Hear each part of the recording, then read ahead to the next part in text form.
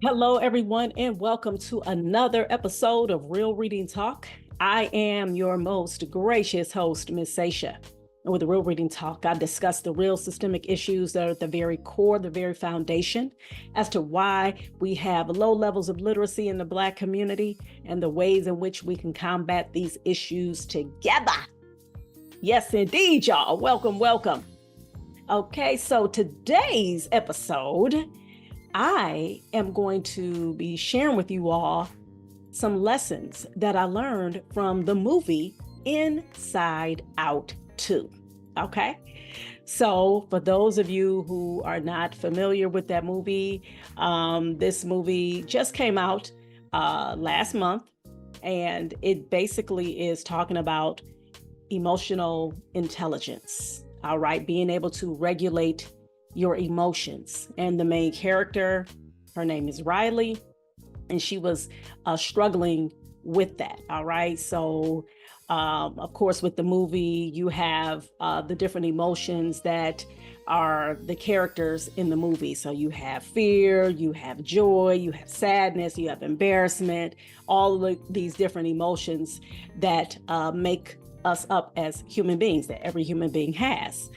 And so with this one, though, she was dealing with this particular emotion that all of us know very well, and that is anxiety. Okay. And so, of course, with anxiety is when you have that fear of what you start basically coming up in your mind of what's could possibly happen. And a lot of times you are concerned, overly concerned, you're worried about what's going to happen. Okay. So that's that anxiousness feeling, that anxiety that we all experience. However, with the main character, she was allowing that anxiety to show up, and it was being more dominant in her emotional intelligence bank. Okay. And so, and what I really loved about that movie is that, number one, it was dealing with something that all of us on a human level can relate to. Okay, so dealing with the fact of that worry, that concerned about, okay, well, what's going to happen in the future? Not living in the present, not living in the moment. It's one thing to have some level of anxiousness or to be concerned, which makes you prepare. But when you allow the anxiousness to take over, then what happens is you start forming in your mind all of the bad outcomes, all of the negative things that can happen, right? And so what I really appreciated about that movie is, number one, me being able to take four of my children to this movie and us having the discussion afterwards.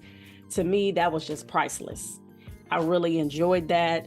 I know that they enjoyed it because it was like, afterwards we were like, oh man, and then I even talked about, I just gotta keep it 100. This Real Reading Talk. I felt a little choked up on a couple of scenes, and I was like, okay, wait a minute, hold up now. I'm like, what's going on? I'm feeling a little choked up with this animation up in here, but it didn't matter. The fact that it was an animated film. I mean, the fact is that the writers of this film, they understood, they definitely, I would have to say, they put their time into putting the screenplay together, because they were dealing with something that we are dealing with on a massive level right now, which is a lot of folks dealing with mental health crisis.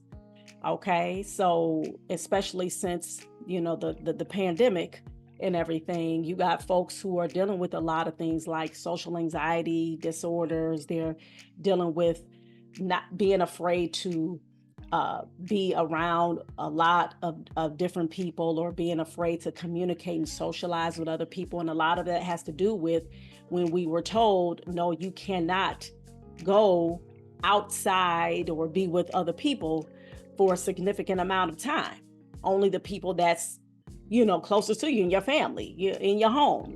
They was regulating, as we know, we remember, Even if somebody did go over somebody's house, it was like, okay, you can't have no more than this amount of people. And then you have your grandparents or elderly, and they are in a nursing homes, or somebody's in the hospital, then you can't go see them. So all of these things, we know as human beings, this is what makes us thrive as human beings, being able to interact, being able to socialize, being able to have those types of interactions and relationships with people, not just via the phone or somebody over a Zoom or whatever the case may be. You need to be able to actually have that physical connection. You being able to vibe with that person, all of these things helps in your development as a thriving human being. And so us being denied that actually did something to a lot of our people, and especially our younger folks. And of course, even prior to COVID, just the simple fact of us being in this technological age where, you don't have to be in the same room with somebody. You can literally, matter of fact, you ain't even got to talk to nobody. You can just text what you want.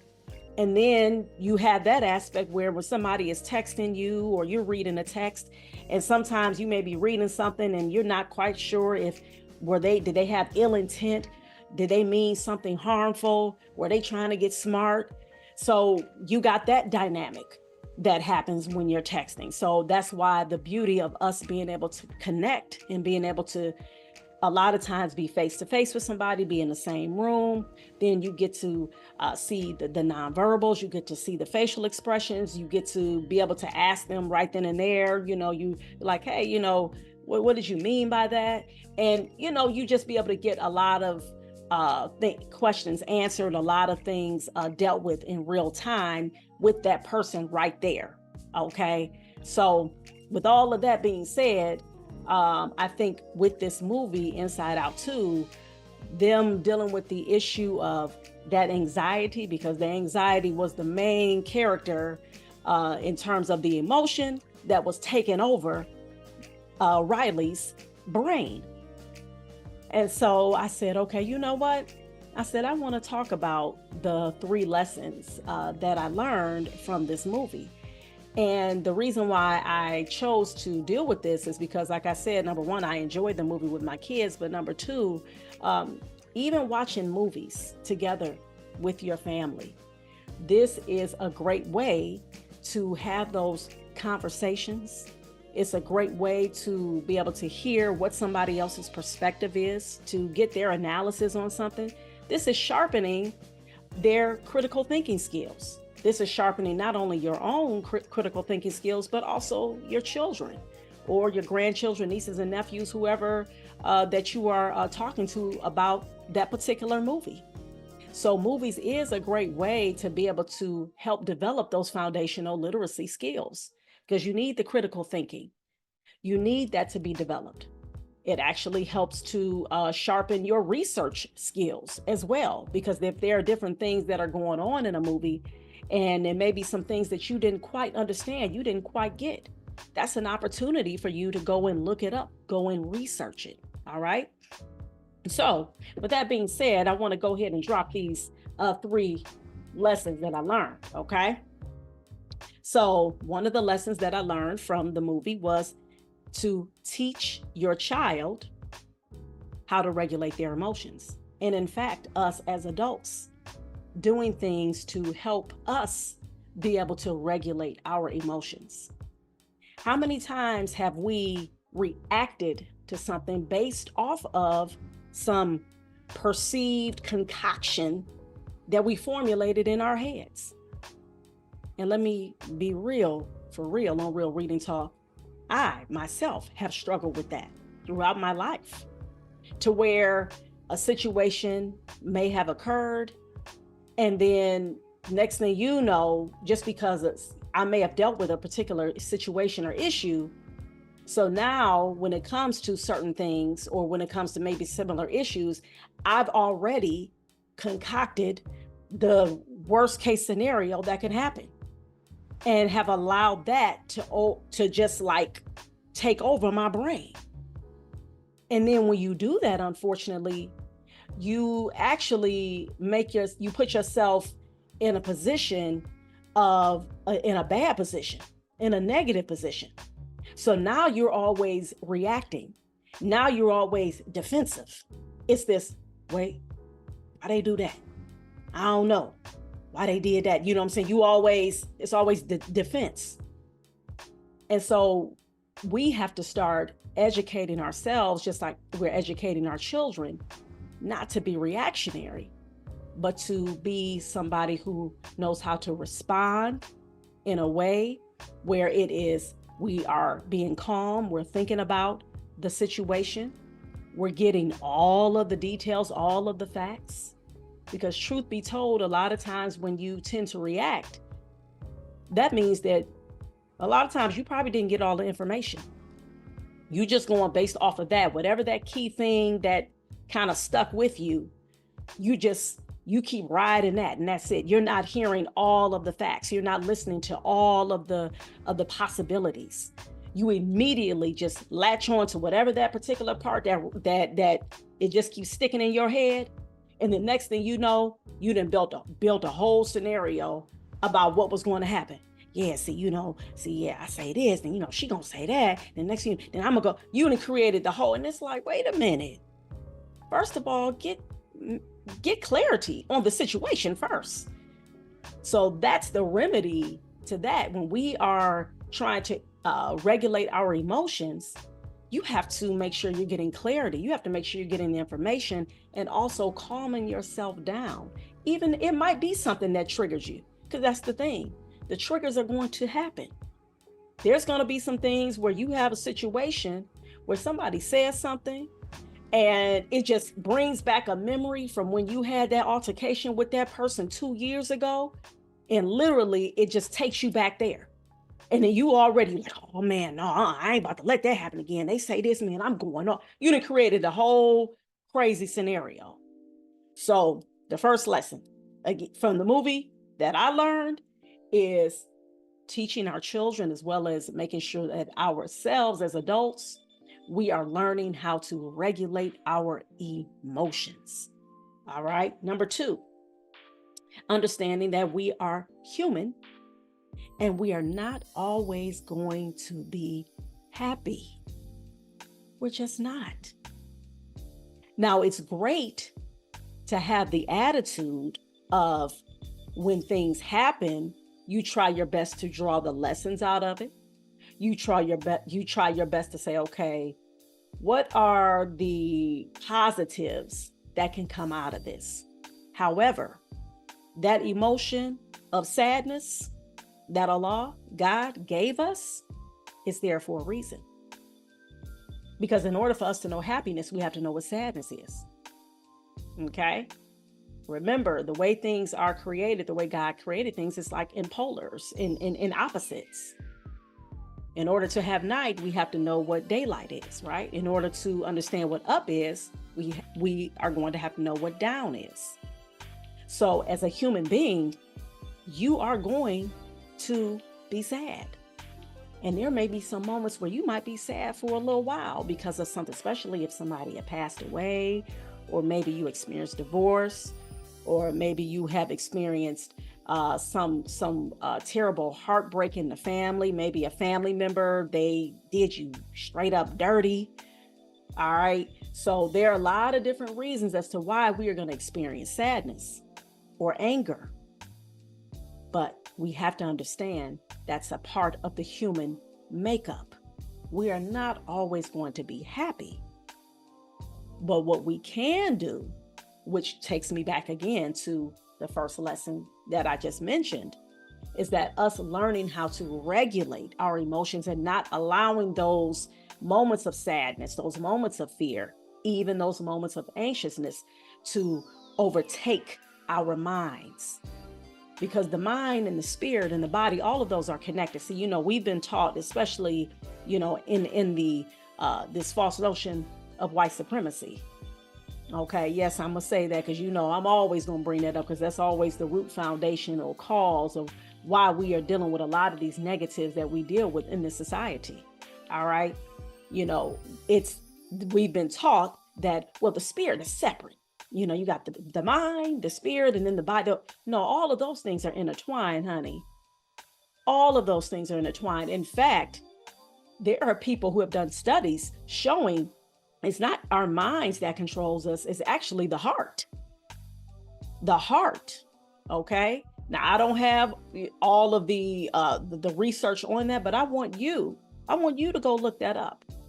I've heard this on a few occasions where people have done research on that.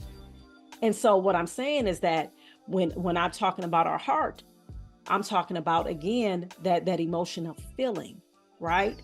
So that whole aspect of us understanding that, our minds, our bodies, and our spirits are connected. And when our hearts are rooted in purity and rooted in love and rooted in that notion of hope, that right there is going to help drive everything else. And then we can start to train our brains into not always focusing on things that are negative, even when we do experience negativity, because that is a part of life.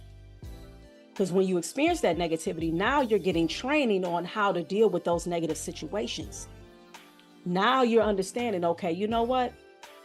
All right, I've seen this before. I've dealt with this before. Now I'm better equipped on how to go ahead and respond and not react.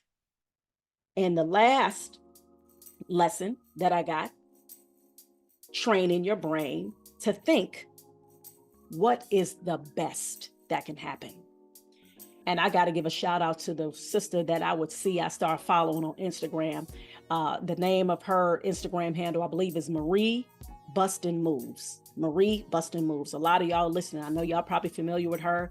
She's a sister in her 40s, and she started doing those old school dances. She'd just break out. She started doing the Cabbage Patch. She doing the WAP. She doing all the different dances that we grew up with, right? And we know regionally some dances, that we may be doing, they may be called this in Cleveland, they may be called that in New York, they may be called one thing in LA, or whatever the case may be. But for the most part, we all are familiar with a lot of those dances, okay? And so one of her slogans that she would say is, what is the best that can happen? And when I read that, when I saw read that in one of her posts, and then I would hear her say that stuck with me big time. I said, yes. What's wrong with us saying what is the best that can happen? She flipped it on us, right?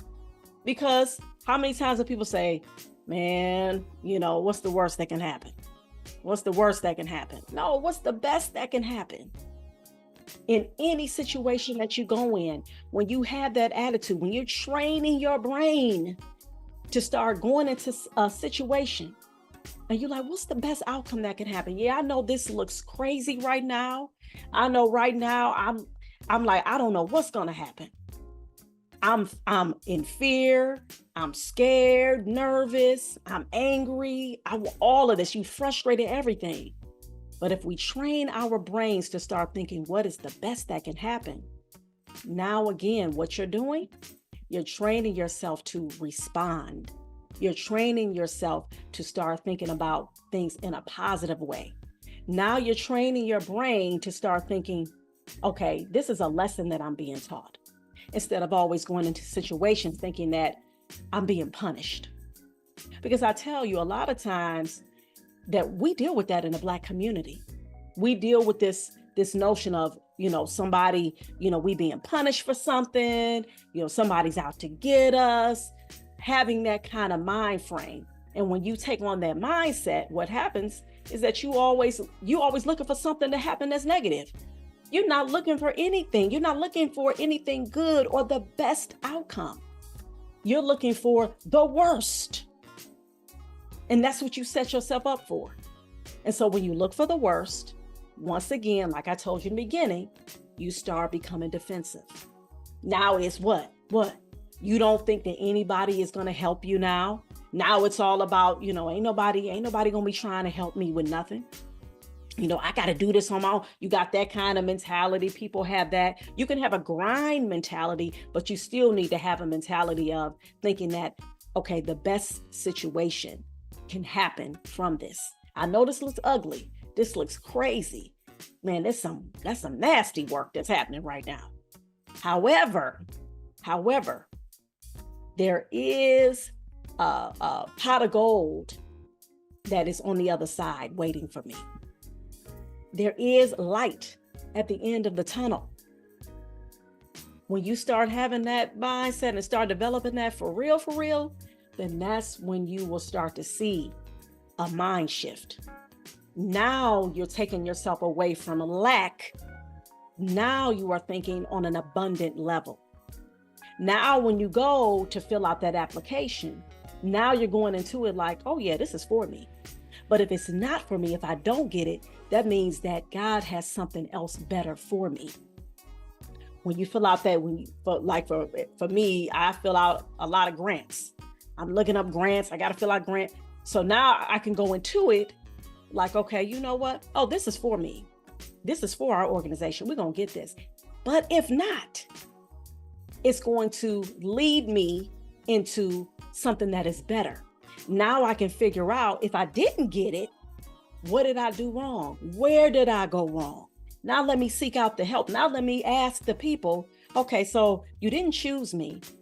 So what was it? What did I need to do so that for next time, so now I know what to be prepared for? And of course, again, I know in our communities, in the Black community, because that's who my audience that I'm talking to, we have been used to hearing no. We have. This country was built on us being told no to humanity, no to our humanity. That's how this settler colonial project was built, right? Denial of self, denial of being a true human being, being able to live your best life according to how God wanted you to live in a good way, good-spirited, helping people, building, being in community, having the mindset of prosperity, of love, of safety, of security. This place wasn't built on that. It was built on the backs of our ancestors who had to be under constant duress. They were under constant oppression. They were under constant anxiety, constant fear. Everything was survival. Everything was, you got to look around. You always looking over your shoulder. Paranoia, lack of trust, community zapped. Mother and father together, zapped. Kids taken away. You seeing folks killed in front of you, beat in front of you, all of this stuff is real. So I am not in no way, shape, or form going to sit up there and have a podcast and talk about how we have to train our brain, but not talk about the fact that we are fighting against these real things that have happened to our people and still happen constantly to our people. That's real. And for people who don't address those issues and who don't talk about that, to me, you're doing a disservice to our people. Because you got to talk about those real things. Because that's why a lot of times in the Black community, we do deal with a lot of mental health issues. That's why Dr. Frances Cress Welsing, she talked about that. When you read her book, The ISIS Papers, she talks about that. A lot of the mental health crisis that our people deal with, the root cause of it is systemic racism, period. However, we know we did not create the problem, but we have to be adamant about creating solutions. And one of the solutions, for real, is us tapping into us, going inward. There's a verse in the Quran that says Allah, God, does not change a condition of a people until they change that which is within themselves, period. You start with yourself. You got to start with training your brain. You got to start feeding yourself pure things on a physical level, meaning eating as much healthy foods as we possibly can. Also, reading things that are positive, things that are about self-development, things that are educating us, things that are preparing us, things that are helping us with our business, helping us with our families, getting better in terms of having a connection with our families. All of these things are healthy. Listening to things that are very healthy, listening to podcasts, listening to lectures, things that's going to help you be uplifted on a spiritual level, helping to raise your consciousness.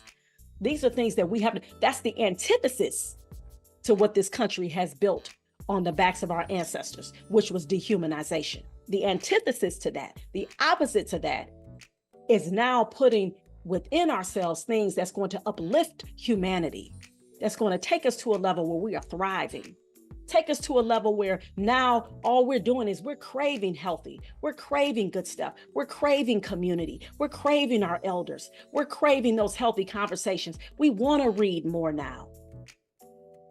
We want to be in spaces where people are helping to uplift us, and not when we go somewhere, now anxiety got to creep in, because now I remember the last time I was at your house and I felt uncomfortable. The last time I was at your house, I was invisibly present, and you my family, you my sister, you my brother, you my aunt, you my mother. When I was there before, you made me feel like I was invisibly present.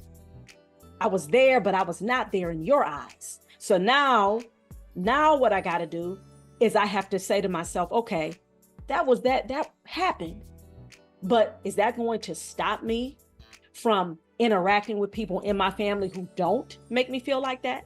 Or is that going to stop me from speaking up and saying, if I see it happen again, now I'm going to be empowered to say, hey, look, what you just did, that was offensive. What you said, I didn't like that. Or can you explain to me what you meant by that? Because I felt offended. I felt offended when you said that to me.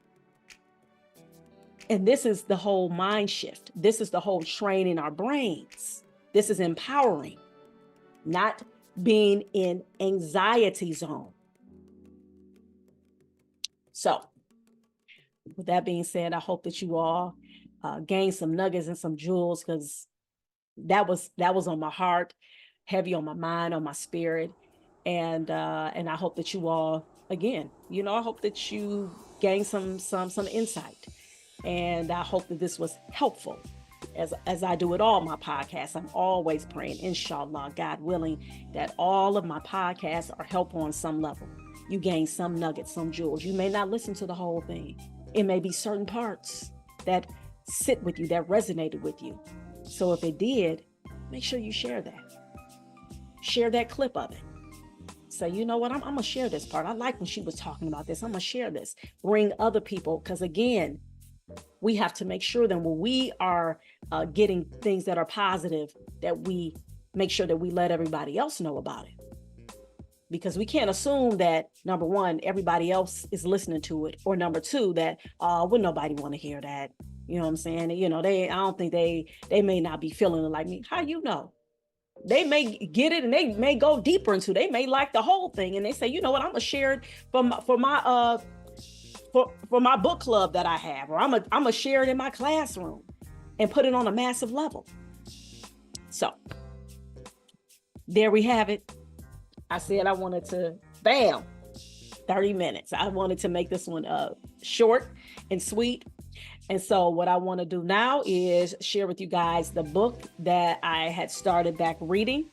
I read some of this book when I first got it, Meditate to Elevate, Harnessing Your Superpowers in a World of Chaos, Brother Khalil Muhammad. This is a brother that I actually had a conversation with on my podcast, got a nice amount of views on that one too. This brother here, he has what is called a motivational museum in Detroit. And I think you all need to get a copy of this book, because this book right here, he's just breaking down the different ways in which we need to focus on meditation, being calm, being centered. Again, connecting to what? Like I started with the podcast, developing more of that emotional intelligence, being able to regulate your emotions, not allowing anxiety to come and supersede. And you start talking about, oh man, what if I fail? What if I fall? What if they punch me in the face? What if I fall down the stairs? What if I don't get the job? What if they don't want to marry me? You start being, breathe, meditate, be calm, stop being reactionary, learn how to respond. All right. So highly recommend this one. And I am going to end with the quote that I got from Dr. Marva Collins. All right. She was an educator out of Chicago, created a school for our Black children. She knew that our Black children were geniuses, and she wanted to help bring that out of them. And she understood the value of education. She understood that our children needed to be uplifted. They need to know about themselves, their history. They needed to know all of these things in order to be successful. All right. So the quote that I got from her is, trust yourself, think for yourself, act for yourself, speak for yourself, be yourself. Imitation is suicide. I sit on that. All right. Thank you all for listening. Again, this has been another episode of Real Reading Talk. I am your most gracious host, Ms. Seisha. And with Real Reading Talk, I discuss the real systemic issues that are at the very core, the very foundation as to why we have low levels of literacy in the Black community and the ways in which we can combat these issues together. Thank you all for listening. And don't forget to go to the website, readingisfreedom.store. Grab your merch, y'all. I'm telling y'all, it's creating conversations. People, when they see the shirt, they want to ask me. One lady, she saw my shirt. She said, so what book are you reading? And I said, ooh, that's what I'm talking about. Another man, he saw, that's right, reading is freedom. That's what I want. That was the intent, and it's coming to fruition. So grab your merch. Just got some sales. The other day, somebody went on there and they went ham. They said, I want 3 of these. I want this. I said, oh, that's what I'm talking about. That's right. That's what we doing. Okay. So y'all make sure you go cop your shirt, cop your mug, cop your tote bag so that you all can create those conversations centered around literacy. Okay. All right, you guys. Thank you all so much for listening. And remember to keep reading for at least 30 minutes a day. Reading is freedom. Peace.